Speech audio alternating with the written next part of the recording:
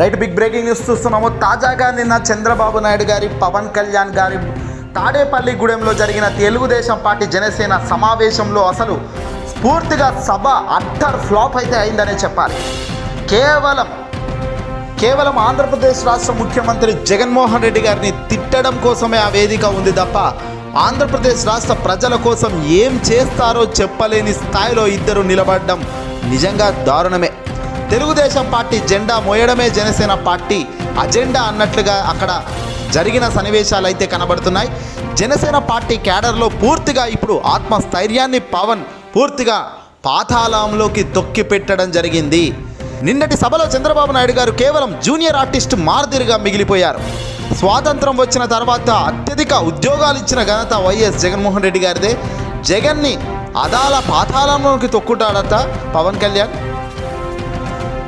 6 లక్షల మంది వస్తారని ముందుగా ఊదరగొట్టిన తెలుగుదేశం పార్టీ జనసేన సంబంధించిన నేతలు తీరా సభ ప్రాంగణం దగ్గరకు ఎంతో కష్టపడితే తప్ప, కింద మీద పడితే తప్ప 40-50 వేల మంది కూడా వచ్చిన పరిస్థితి అక్కడ కనిపించడం లేదు.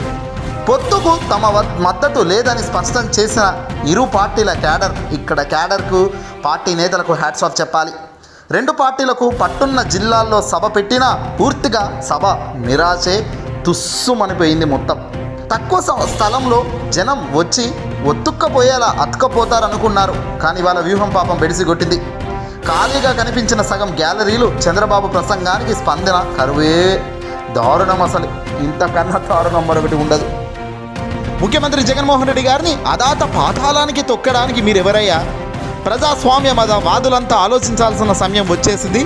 ముఖ్యమంత్రి జగన్మోహన్ రెడ్డి గారిని విమర్శించేందుకు తప్ప మరే ఇతర కారణం చేత ఆ సభ పెట్టిరో అర్థం కావడం లేదు. తాడేపల్లిగూడెంలో జరిగిన తెలుగుదేశం పార్టీ జనసేన సమావేశంలో వారి అజెండా ఏంటో చెప్పలేకపోవడం నిజంగా దారుణం. దీంతో సభ పూర్తిగా అట్టర్ ఫ్లాప్ అయిపోయింది. పవన్ కళ్యాణ్ కేవలం మాటల ధోరణి, సినిమా డైలాగులు తప్ప మరే ఇతర కార్యక్రమాలు ఇక్కడ చేయలేదు. ఇక్కడ వచ్చిన జనం చూస్తే మాత్రం మరీ దారుణం. జనం రావడం కోసం మాత్రం డబ్బులు, మందు బాటిళ్ళు, ఇవి ఇతర కార్యక్రమాలు అన్నీ ఒక డబ్బ మాదిరిగా తయారు చేసి ఒక గిఫ్ట్ కానుక అంటూ చంద్రబాబు సూపర్ 6 అన్ను దాని మీద బ్రాండ్గా ముద్రించి డబ్బలు ఇచ్చినప్పటికీ మందు దాగినోడు ఎక్కడ పడుకున్నాడో తెలియదు, కానీ సభకైతే రాలేదంటున్నారు. ఇప్పుడు అంతా కూడా సభ చాలా చప్పగా సాగింది. పూర్తిగా ఎవరు కూడా కదిలి రాలేదని చంద్రబాబు పొత్తులో అన్యాయం జరిగిందంటూ ఏకంగా సభలో చంద్రబాబు, పవన్ వేదిక మీదికి రాగానే ఒక వ్యక్తి ఏకంగా చెప్పులు విసిరారు జనసేన సైనికుడు.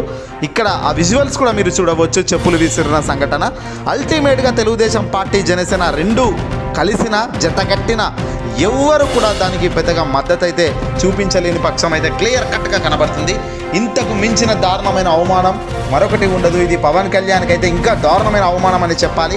తన మాటలు, తన ఆవేశము, తన అరుపులు, ముఖ్యమంత్రి స్థాయిలో ఉన్న వ్యక్తిని పట్టుకొని తాను ఏ రకంగా గలీజ్గా మాట్లాడుతున్నాడో అనేది కూడా మనం అంతా కూడా నిన్నటి సభలో చూసే ఉంటాం. ఇంత దారుణమైన వ్యక్తులకు ప్రజలు ఎప్పుడూ ఆశీర్వదించరు. ఇలాంటి వ్యక్తిని కనీసం చూడరు, దగ్గరికి కూడా రానివారు అనేది క్లియర్గా తెలుస్తుంది. తెలుగుదేశం పార్టీ ఇక్కడ కాదు, రాబోయే ఎన్నికల్లో ఫలితాల్లో కూడా కుప్పకూలిపోవడం కళ్ళారా చూస్తాము. చూడండి. ఈ వీడియో అసలు లైక్ కొట్టండి, మీ అభిప్రాయం కామెంట్లో తెలియపరచండి.